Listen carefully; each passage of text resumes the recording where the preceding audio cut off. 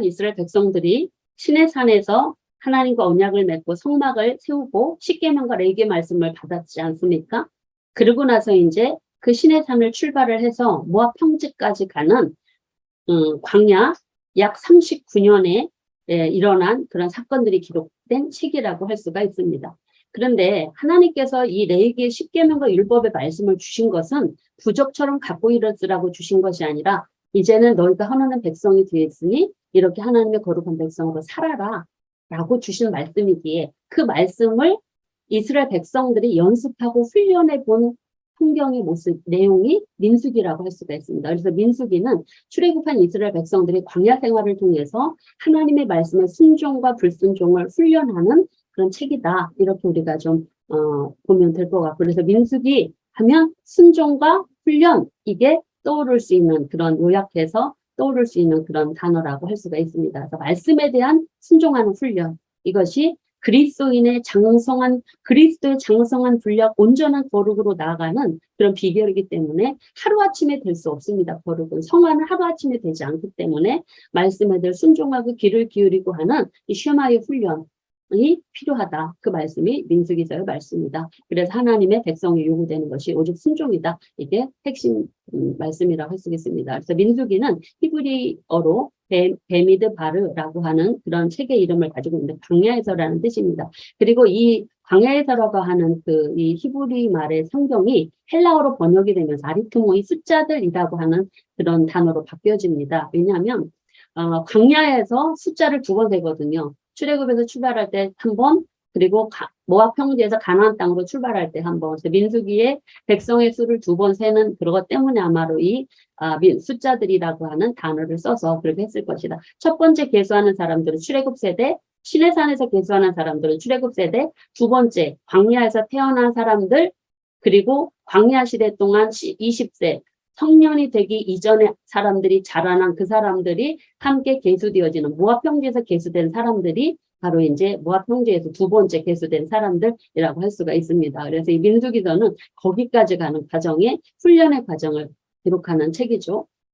그래서 기록자는 모세이고요. 배경은 시내산에서 출발해서 약속의 땅으로 가는 여정입니다. 그래서 하나님께서 아브라함에게 너로 큰 민족을 이루고 라고 하신 말씀은 구체적으로 실현되어지는 내용들이죠. 그래서 여기 지도로 보면 이제 시내산에서 성막 짓고 율법 다 받고 출발을 해서 가데스바네까지 가서 여기서 불순종 사건이 있은 다음에 다시 하나님께서 40년의 징벌을 내리셔서 훈련을 거듭하다가 결국 이 모압 평지로 가는 그 여정이 민수기서의 내용이라고 할 수가 있습니다.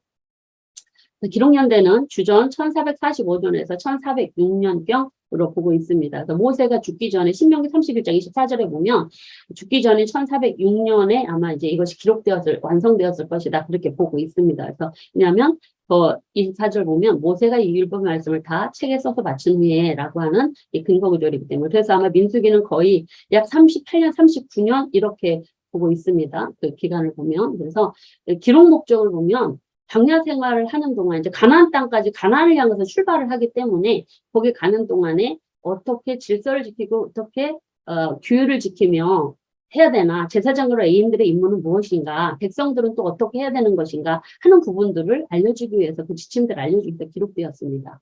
그리고 시내산에서 이스라엘 백성들이 어떤 통로를 통해서 가나안 땅에 들어갔는가 하는 모습들을 알려주기 위해서 기록되었고 그리고 특별히 이 민수기는 말씀에 대한 순종의 훈련이라고 말씀드렸죠. 약속의 땅에 들어가기 이전에 그들이 익혀야 될 하나님의 율법을 훈련받는 기록으로 우리에게 남겨준 말씀이다라고 그렇게 볼 수가 있습니다. 그래서 하나님께서 광야를 걸으면서 그들과 동행동거하심의 모습이 나타나는 것이고 백성들 입장에서는 하나님의 말씀, 하나님과 동행하면서 순종하는 자가 살고 불순종하는 자가 죽고 하는 이런 훈련의 과정들을 통해서 오늘날 성경을 받은 우리들이 광야와 같은 세상에서 어떻게 살아야 되는가 하는 어떤 지침서 하나님의 백성이 완전한 거룩을 향해서 약속의 땅에 갈 때까지 그 하나님이 주신 거룩을 향해서 나가는 그런 과정들이 우리의 모습도 그들의 모습을 통해서 볼 수 있다는 걸 알 수 있는 내용들이죠. 그래서 민수기서 첫 장은 이제 그 시작이 둘째 해, 둘째 달, 첫째 날 이제 시내산에서 거의 한 3개월 만에 출애굽해서 시내산에 도착했고 약 9개월 정도 거기서 거하면서 율법 받고 십계명 받고 성막 짓고 한 다음에 이제 출발하는 내용으로 시작을 합니다. 그리고 나서 20세 이상의 남자를 계수하고 약속의 땅을 향해 출발하는 준비를 한 다음에 광야를 거쳐 모압 평지에 도착하는 내용들이 기록되고 있죠. 그래서 끝절은 여리고 맞은편 요단강 모압 평지에서 여호와께서 모세를 통하여 이스라엘 자손에게 명령하신 계명과 규례라고 여기서 결론을 짓고 있는 내용들입니다. 자, 그리고 이 민수기서는 크게 세 부분으로 나눠볼 수 있는 36장인데 36장을 세 부분 나누면 시내산의 출발 준비 1장에서 10장 10절 10장에서 10장 11절에서 25장까지는 광야 여정, 광야에서 일어나는 그리고 모압 평지에서 출발 준비는 26장에서 36장까지 내용이라고 할 수가 있는데 이 시내산에서 출발을 하는 내용은 1차 인구조사 있죠. 그리고 모압 평지에서 어디를 출발할까요? 가나안 땅을 향해서 출발하는 출애굽 2세대들의 인구조사를 하는 이게 출애굽 세대들 인구조사, 출애굽 2세대들의 인구조사 이렇게 구분이 되어지고 있습니다. 그러고 나서 이제 거룩한 하나님의 이 시내산에서 출발할 때 거룩에 대한 규례는 이제 인구조사를 한 다음에 레위인들에게 레위 자손에게 해야 될 임무 부여를 합니다. 그리고 백성들이 해야 될 성결 규례들, 나시린법들, 정결 규례들, 나시린법들, 그리고 공원시 예물 드리는 모습들이 기록되고 있고 이름으로 인해서 이제 출발할 때 구름과 불 모양으로 백성들을 인도하시는 모습이 나타났다라는 내용들이 이제 10장 10절에 나타나고 있죠. 그러고 나서 광야 여정에서는 출애굽 1세대들이 이제 모압 평지까지 가는 동안에 일어난 일들입니다. 가데스 바네아 여정까지 뭐 다베라 사건이 있었죠. 기브로 핫다와 사건이 있었죠. 가데스 바네아에서 정탐 사건이 있었죠. 하는 부분들. 이런 광야 약 39년의 그 이야기들을 기록하고 있고 그리고 여기에서 또 광야 사건에서 고라와 다단, 아비람이 제사장, 레위인들이죠. 이들이 아론과 모세에게 반역을 해서 징계를 받은 사건들.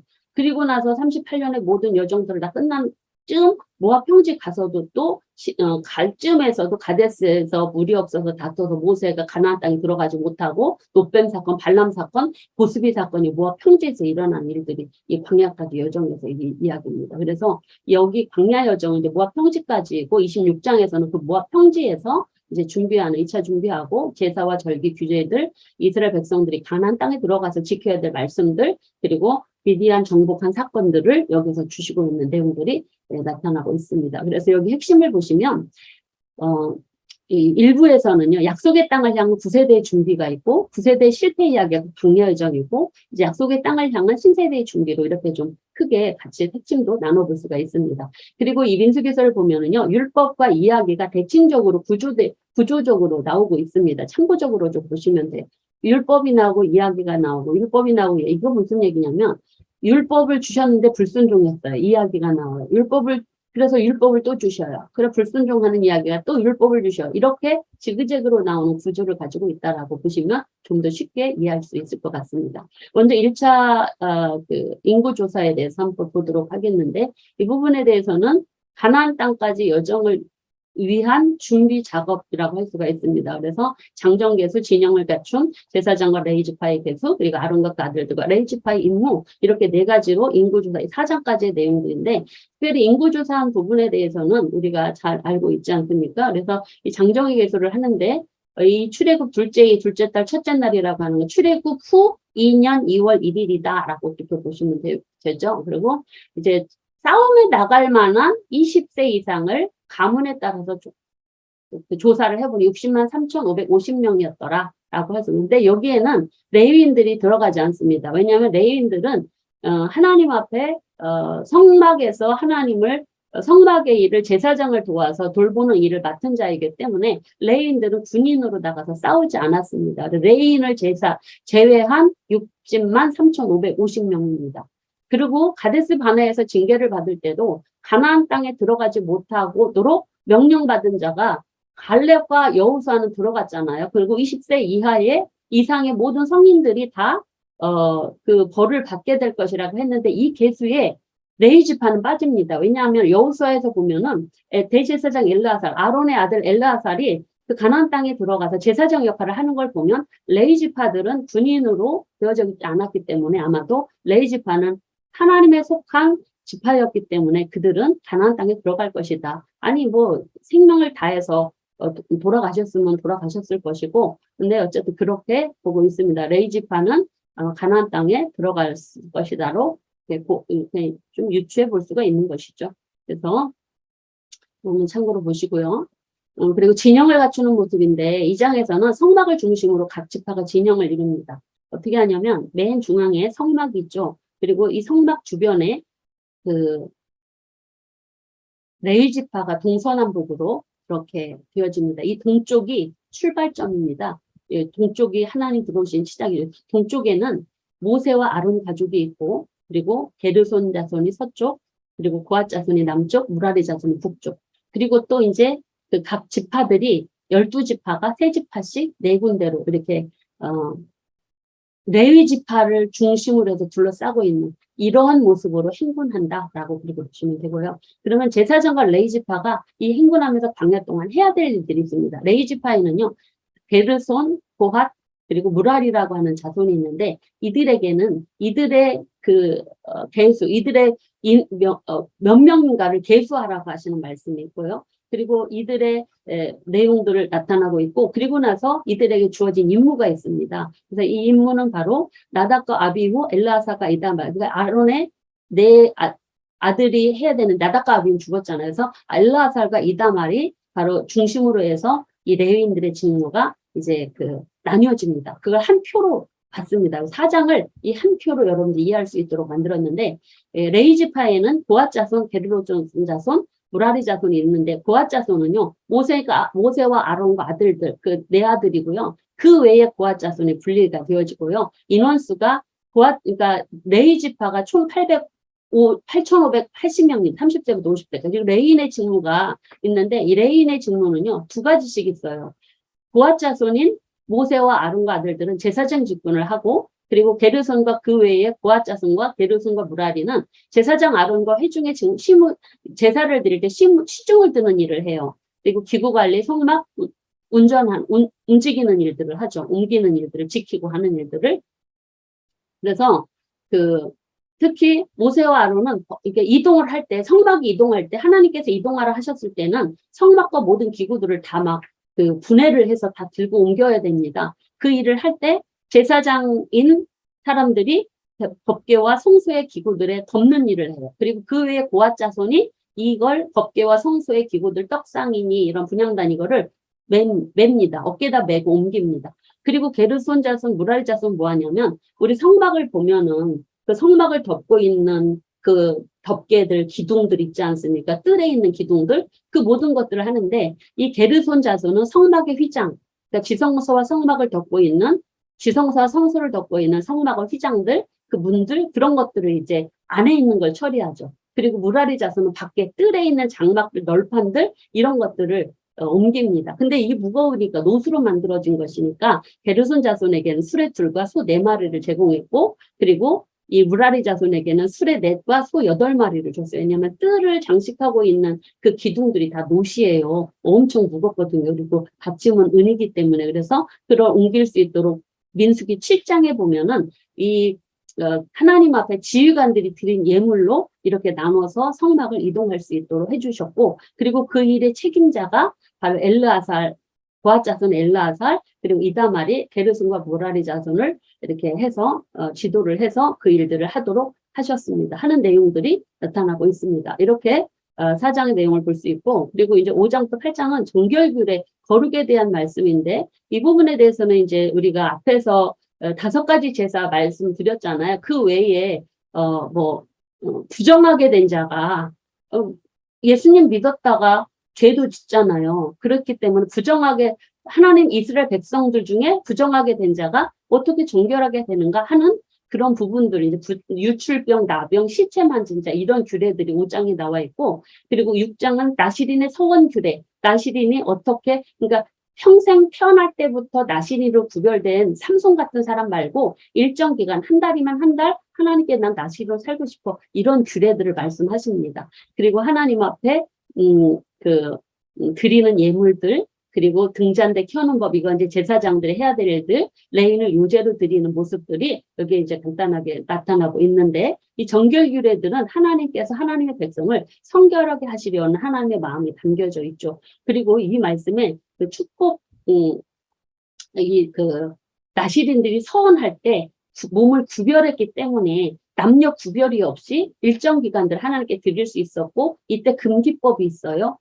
고토주와 독주를 먹으면 안 되고, 머리다가 삭도를 대면 안 되고, 시체를 가까이 하면 안 됩니다. 몸을 구별하는 동안 하나님께 드려진, 구별되어진 나시린이기 때문에. 그런데 사사시대 보면 나시린이었던 삼손이 이 모든 규정을 어기죠. 그리고 여기 6장에 보면은 22장부터 21절부터 27절까지 축복의 원형이 나옵니다. 이 말씀 많이 인용하는 내용들인데, 하나님은 이스라엘의 보호자, 선한 목자, 구원자로서 자비와 사랑과 평강의 은혜를 베푸시는 분, 3번이 여호와가 언급된다고 해서 삼위일체를 예배하는 학장들도 있습니다. 하나님의 축복은 풍성함이 있다라는 걸 말씀할 수 있고, 하나님께 드린 예물에 대해서는요, 여기에서는 장막이 완성되고 이 장막 봉헌식을 할 때 지휘관들이 헌물을 드립니다. 그때 수레도 6개 드리고 소 12를 드리고 또 뭐 은쟁반, 헌물들, 은바리 같은 걸 드리거든요. 은숟갈, 금숟갈 이런 것들을 드린 내용들이 나오고 있습니다. 그러고 나서 하나님께 예물도 드리고 성막 다 하니까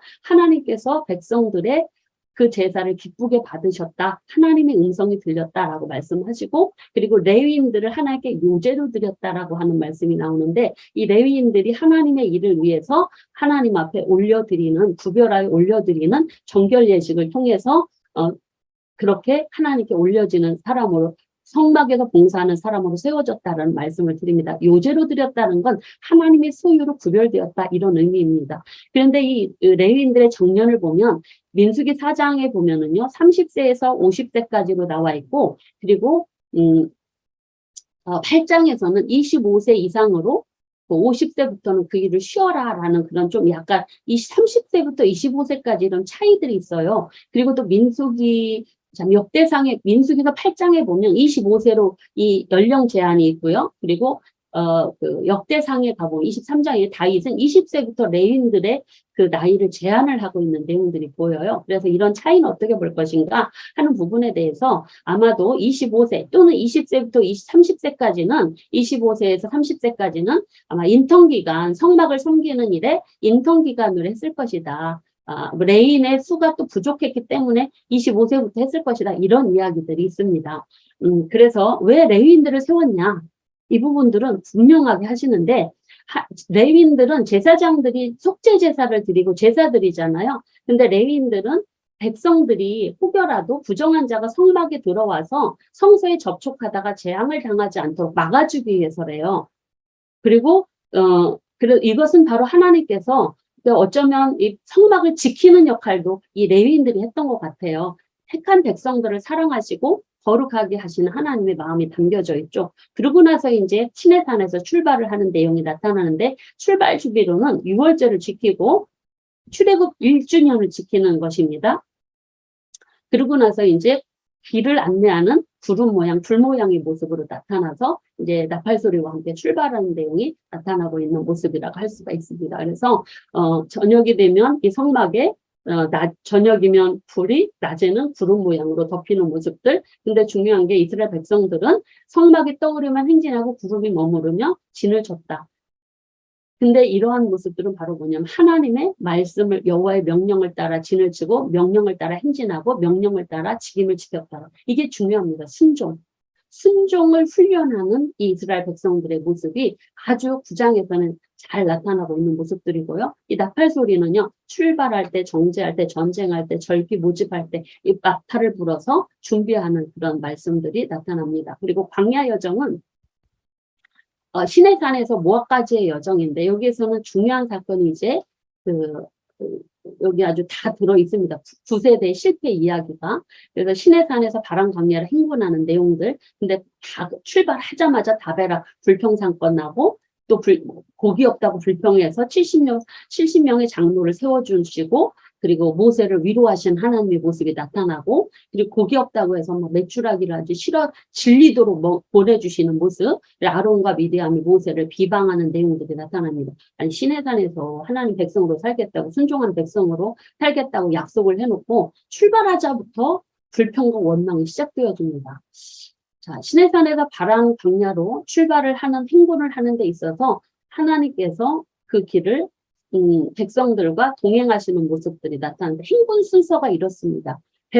법궤가 맨 먼저 가고, 유다 군기, 성막이, 이게 이제 성소분들, 성막이 가고, 그 다음에 이제 르우벤 지파와 시몬 가시 가고, 그 다음 성물 보아 자손이 가고, 에브라임, 우나세, 베냐민, 그 다음에 단, 아셀, 납달리가 이렇게 이어서 가는 이런 모습으로 행진을 하더라 하는 것이죠. 그래서 이제 여기 시내산에서 가데스 바네아로 이제 바람 광야로 가는 여정입니다.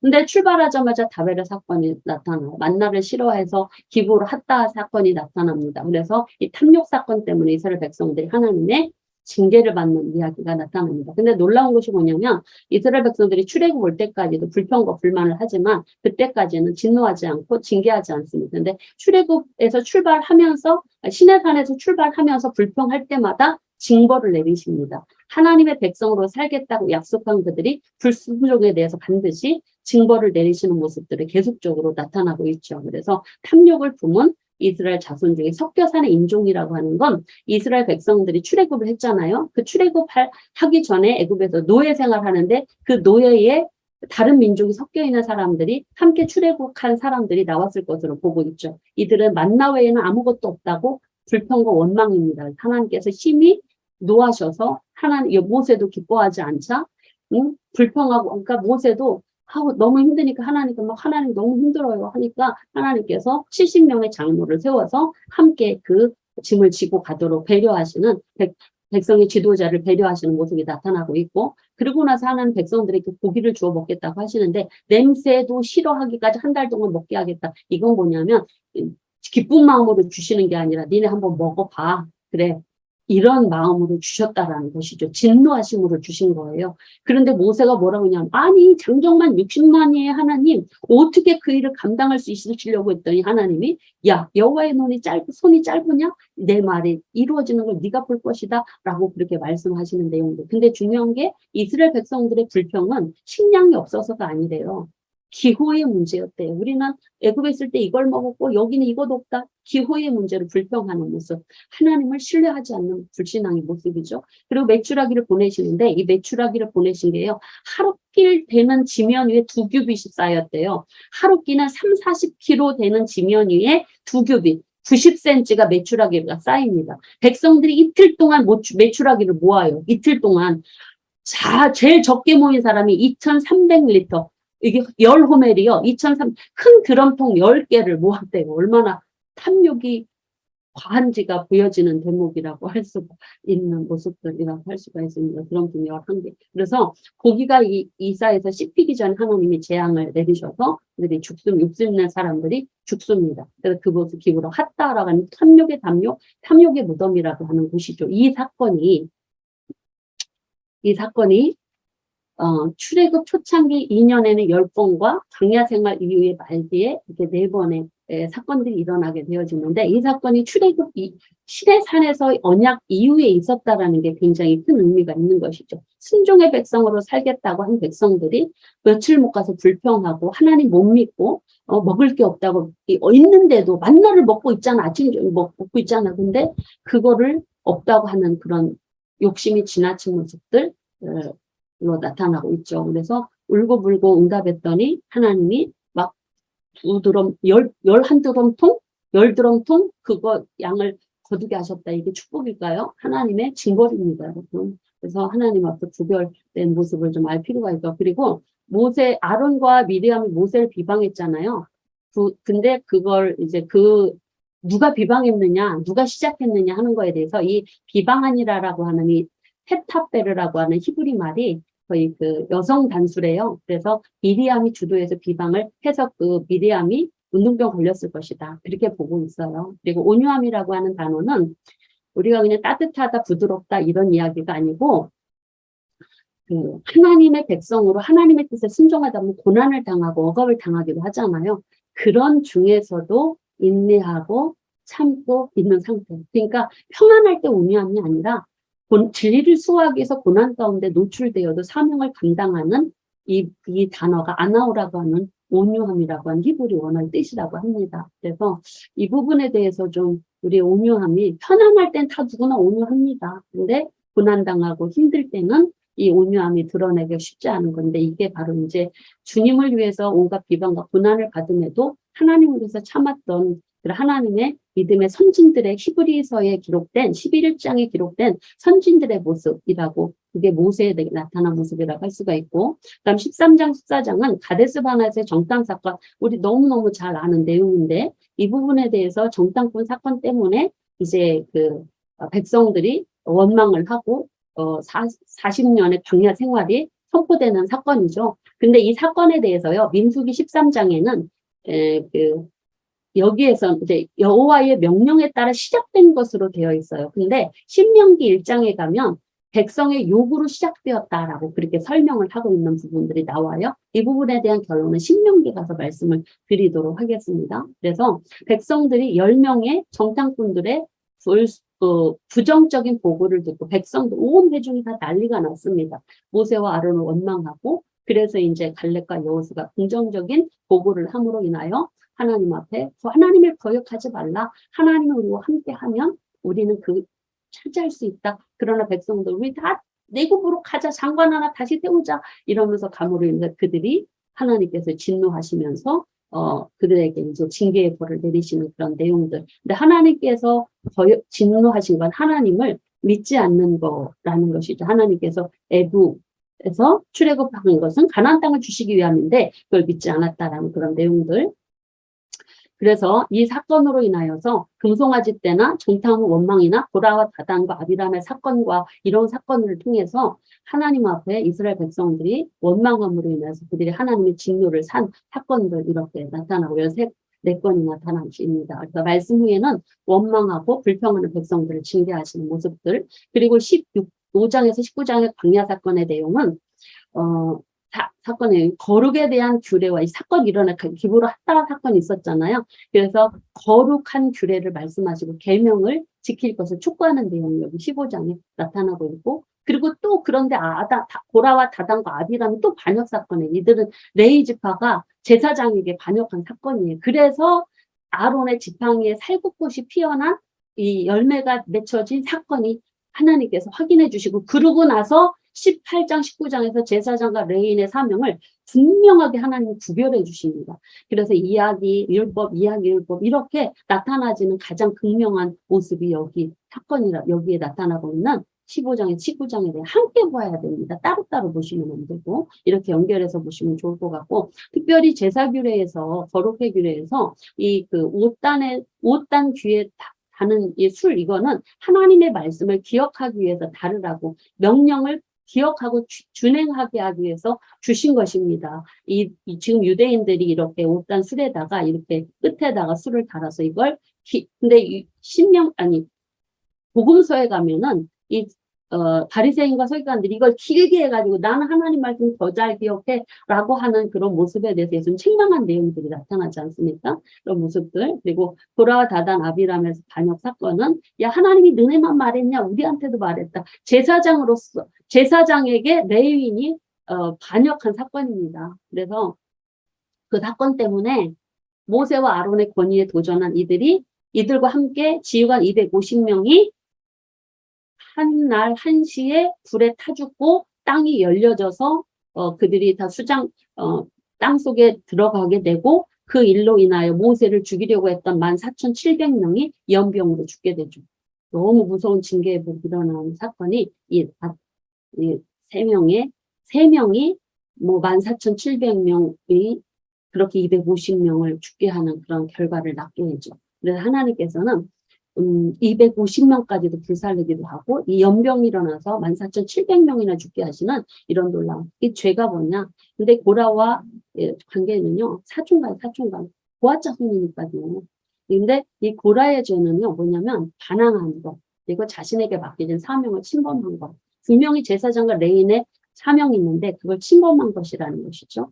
그래서 그런 걸 보면 갈렙은 여호수아가 지도자로 세워지고 자기는 안 세워진 걸 보면 참 좀 화날 수도 있을 텐데 그걸 순종했던 모습, 끝까지 자기의 사명을 감당했던 모습을 보면 참 갈렙이라고 하는 사람이 2인자로서 순종의 한 예라고, 예를 잘 순종했던 사람으로 참 보여지는 한 모습이라고 할 수가 있죠. 그래서 이 고라와 다단과 아비람 반역 때문에 지팡이 살구꽃이 피어나는 이 사건이 일어난 것입니다. 그래서 이 사건이 고라 사건으로 인해서 백성들이 하나님을 두려워하게 되었어요. 그러고 나서 막 모세를 치려고 했잖아요, 돌로. 그래서 14,700명이나 죽게 되고, 그러면서 아론과 모세를 인정하는 그런 과정들을 겪게 되죠. 그래서 하나님께서 이제 제사장 직무와 레인의 직무를 따로 주세요. 그리고 여기에서 나와 있는 아까 개관에서도 하경성 목사님 말씀하셨듯이 여기서 번역하고 있는 이 쌀구나무는 아뭇나무이다. 그럼 그렇게 보시면 좋고요. 제사장과 레인의 사명은 각자 하나님께서 제사장으로서 해야 될 일, 그리고 레인이 해야 될 일들을 말씀해 주시는 거예요. 이 아론의 지팡이 사건은 눈으로 보여주셨고, 이 제사장의 사명은 말씀으로 주십니다. 그래서 이 레인 중에 제사장의 직무는 백성들의 죄를 담당하는 제사장 직분을 감당하는 거예요.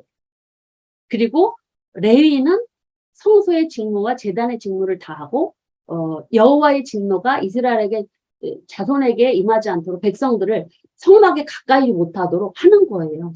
그러니까 부수적인 일을 하는 거죠. 이걸 분명하게 18장에서 말씀하시는 거예요. 그리고 내가 제사장과 레인들에게는 반드시 몫을 주겠다. 음식의 몫을 주겠다. 이건 영원히 변치 않는 언약이다. 약속해 주시는 내용들 나타나고 있습니다. 그래서 그리고 모압까지의 여정 중에 일어나는 또 사건을 보면 여기에는 아주 또 많이 일어나죠. 미디암의 죽음, 그리고 무리바 사건, 이 모세가 반역을 해서 가나안 땅에 들어가지 못하는 사건, 그리고 에돔의 통과를 거부해서 우측으로 가다가 에돔에 우회해서 가다가 백성들이 또 불평해서 노뱀 사건이 일어나는 거, 응? 그리고 모압 형제가 가는데 아모리 시온과 바산 왕국이 또 길을 막아서 그들을 전쟁을 해서 그 땅을, 요단 동편 땅을 정복하는 이야기, 모압 평지에 도착해서 모압 왕 발락과 이방 술사 발람이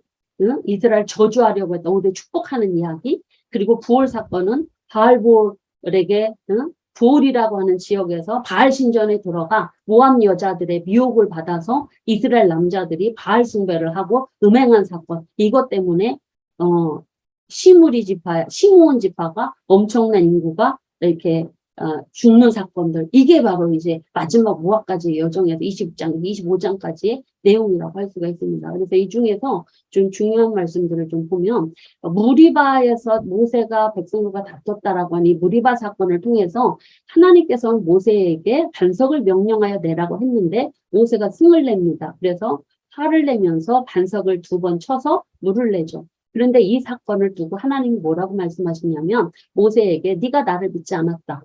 또 하나 이스라엘 목전에서 내 거룩함을 나타내지 않았다.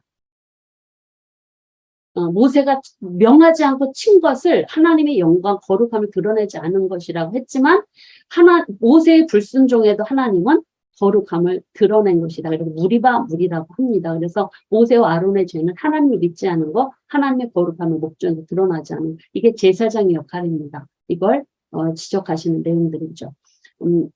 그리고 여기에서 중요한 부분들이 이스라엘 백성들이 이제 가나안 땅을 향해서 나아가는 도로가 앞으로 이제 계속 말씀을 드릴 텐데, 이 애굽에서나 저 위쪽에서 여기 이스라엘 통과하려면 중간에는 중앙 산지로, 그리고 이 요단강 동편에는 왕의 도로가 있습니다. 그리고 요단 서편에는요 해안로가 있습니다. 이 세 도로를 통해서 이스라엘을 통과하죠. 지금 이스라엘 백성들은 광야를 거쳐서 이 왕의 대로 쪽으로 해서 모압 평지로 들어가는 길을 택하고 가고 계십니다.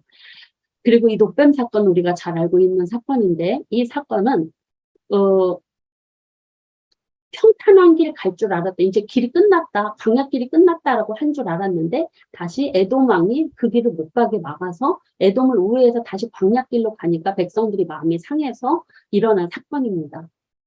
그러면서 막 만나도 싫다 이제 막 독한 원망을 해서 불뱀을 물게 해서 많은 백성들이 죽어간 사건, 이 노수로 뱀을 만들어서 보는 자만이 살게 하시는 사건은 예수님의 십자가 사건으로 예표한다. 이 사건 잘 아니까 넘어가겠고, 그리고 아모리 왕 시온과 바산 왕을 친 것은 이들이 길을 막았습니다. 모압 평지로 가는 길을. 그래서 어쩔 수 없이 전쟁을 해서 요압 동편을 차지해서 그 땅을 이제 전쟁을 해서 차지하게 된 사건들.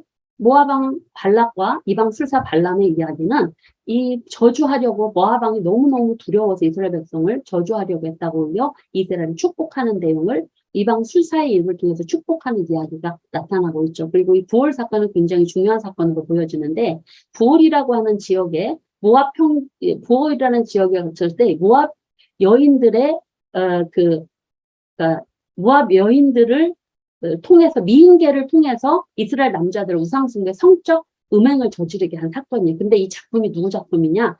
여기 모압왕 발락이 발람을 통해서 저주하려고 안 되니까 이 발락이 이방술사를 통해서 이제 계획이 실패되자 이 미인계를 통해서 이스라엘 백성들을 저주하고 한 사건이에요. 그래서 나중에 미디안 정복할 때 이 발람이 그 미디안에 있어서 죽임을 당하죠. 그래서 이제 이 발람이 이 부올 사건의 주동자였다. 그렇게 보고 있습니다. 근데 이때 시므온 족장인 시므이가 바로 이 종교적인 의식도 모자라서 미디안 미디안 수르의 딸인 고스비를 데리고 자기 장막에 들어갔다가 아론의 손자 비느하스가 뒤에 따라가서 여호와의 분노로 그 남녀를 창으로 죽임으로 인하여 하나님께서 하나님의 질투함으로 비느하스가 그 남녀를 죽인 일로 인하여, 그리고 그 일로 인하여서 하나님께서 백성들 가운데도 연병을 내렸거든요. 근데 이 비느하스가 이 두 남녀를 하나님이 질투하시는 분노로 죽임으로 인하여 그 연병이 그쳐요. 그래서 하나님께서 이 비느하스를 칭찬하시고 영원한 제사장 직분을 약속해 주시죠. 이때 이 비느하스 힘으로 연병에 걸려서 죽었던 24,000명이 죽음이 중단됩니다. 엄청난 일을 한 그런 사건으로. 근데 하나님은 이 비느하스 그 후손들에게 영원히 내가 레위인의 제사장의 직분을 네 후손이 이렇게 하겠다 약속을 주시죠. 그리고 이제 마지막 모압 평지에서 이제 출발 준비가 26장에서 36장까지인데 두 번째 인구조사, 그리고 슬로버 딸의 상속 문제, 후계자 지명하는 내용들 보겠습니다. 근데 2차 인구조사에서 중요한 게 뭐냐면 1차 때는 60만 3,500명, 550명, 그리고 2차 때는 60만 1,730명, 1,820명이 죽었어요. 근데 20세 이상의 첫 계수자가 죽었고 알렉과 여호수아 그리고 레이지파 사람이 살았죠. 근데 38년이 지나고 나서는 어떻게 줄었냐면요. 시므온 지파가 제일 많이 줄었어요. 많이 다 여기 여기 르우벤, 시므온, 갓이죠. 이 지파들이 친했나 이렇게 같이들 많이 줄었어요. 그런데 이 차가 바로 1차 때 시므온 지파가 엄청나게 많았는데 2차 때는 22,000명밖에 안 돼요. 37,000명이나 줄은 거예요. 그래서 아마도 이 고스비 사건 때 이 시므온 지파 지도자가 주도했을 것이다 라고 그렇게 보고 있으므로 아마도 이 연병에 걸린 사람들이 많이 시므온 지파들이 죽었을 것이다 그렇게 보고 있습니다. 그래서 슬로버 딸의 상속 문제는 딸에게도 상속해라 하는 내용들, 후계자를 이제 너가 이제 하나님 조상에게로 갈 것이니까 이제 거룩함을 나타내죠. 무리바 사건 때문에 너가 이제 죽을 거니까 후계자 세워라 하는 말씀을. 근데 이 후계자를 세우는 거에 있어서 모세가 먼저 하나님께 요청한 내용이 나와요. 하나님 저를 대신해서 지도자를 세워주세요. 그래서 이제 여호수아가 세워지는 내용들이 여기 나타나고 있습니다. 그리고 제사법은 매일 제사, 주례, 원례, 예배에 대해서 하나님 명하시는 내용들. 이건 이제 제사법은 앞에 레위기서에 말씀드렸으니까 여러분 참고해서 읽어보시면 되겠고, 서원에 대한 거는 여자가 서원했을 때 결혼 전에는 아버지가, 결혼 후에는 남편이, 그리고 이혼당하거나 혼자 되어진 여자의 서원은 본인의 결심에 대해서 해야 된다. 본인이 해야 된다. 이건 바로 이제 뭐 여자들을 무시한 게 아니라 여자들을 보호하기 위한 법이다. 하고 이렇게 개관에서 학연minister 말씀하신 거죠. 그 의미로 받아들였으면 좋겠고, 마지막으로 31장, 36장은 미디안 정복 사건입니다. 미디안 정복은 사실 계획이 없으셨어요. 근데 그 요단 동편에 있는 사람들이 그 길을 미디안 모압 평지에서 부올의 사건, 고스비 사건 때문에 발람의 꾀에 넘어가서 백성들이 죄를 지어서 그리고 거기에 이제 미디안 그러니까 모압 여자들의 유혹이 있었지만 미디안 여자가 바로 이제 그 고스비잖아요. 같이 합작으로 한 것 같아요. 모압과 이 미디안. 그래서 전쟁을 명하시고 그래서 이제 전쟁이 하나님께서 행하게 하셔서 그들을 원수를 갚으라고 해서 거기를 정복을 하게 되죠. 그래서 그 정복 아모리 왕 그러고 나서 이제 미디안 정복하고 요단 동편 아모리 땅 그리고 바산 땅을 정복해서 르우벤, 갓, 므낫세 반지파에게 주는 이야기들이 나와 있습니다. 이 부분들을 여러분들이 잘 참고해서 보시면 될 것 같고요. 경제들은 그리고 레위인의 도피성에 대해서 레위기서도 말씀하셨지만 여기 좀 더 구체적으로 말씀을 하십니다. 부지 중에 죄를 지은 자가 레위기는 없고 여기에서 처음으로 말씀하시는데 부지 중에 살인자가 도피할 수 있는 성읍이죠. 6군데를 주시는데 재판받을 동안 있는 곳이에요. 그래서 그 기간 동안 있는 곳인데 레위인들의 48개 성읍을 주셨고 도피성을 따로 주셨어요. 그래서 서쪽에 3개, 동쪽에 3개. 갈릴리 게데스, 서쪽은 세겜, 헤브론, 동쪽은 바산골란, 빌랄라못, 그리고 베셋 이렇게 3군데를 지정해 주셨습니다. 이 땅 분배한 거는 이제 여호수아에 가서 말씀을 드릴 거고 마지막으로 여성 재산 상속법. 딸들에게도 상속해라 그랬는데 슬로바 딸들이 결혼을 하면 타집하러 가면 그 토지가 다른 데로 가잖아요. 각 지파마다 주셨는데 그럴 때를 위해서 슬로바 딸들은 지파 내에서는 결혼해라 이렇게 주신 말씀들을 하는 내용들. 그래서 지파별로 땅이 하나님 주신 기업이 옮겨지지 않도록 해라 하는 세밀한 부분까지 하나님 책임지시고 말씀하시는 내용들이죠. 그래서 이 모든 것들은 마지막 절 여호와께서 모세를 통해 이스라엘 자손에게 명령하신 계명과 규례다. 계명과 규례 명령하신 하나님 백성들에게 남겨진 것은 순종뿐이죠. 민수기서의 핵심은 하나님께 그래서 하나님 백성이 요구되는 오직 순종이다. 근데 그 순종의 훈련을 이스라엘 백성들은 광야 40년 동안 했지만 약 39년을 했지만 결국은 그 실패한 대목이 더 많았다. 그 실패한 사건들을 통해서 어떻게 서야 되는지를 이제 더 구체적으로 신신당부하고 교훈해 주는 게 이제 신명기에 가서 일어나고 있는 말씀이죠. 그래서 훈련, 연단, 하나님의 말씀에 대한 순종 이것이 바로 하나님의 백성이 거룩으로 나아가는 방법이다. 길이다 라는 것을 말씀드리면서 민수기 마치고요.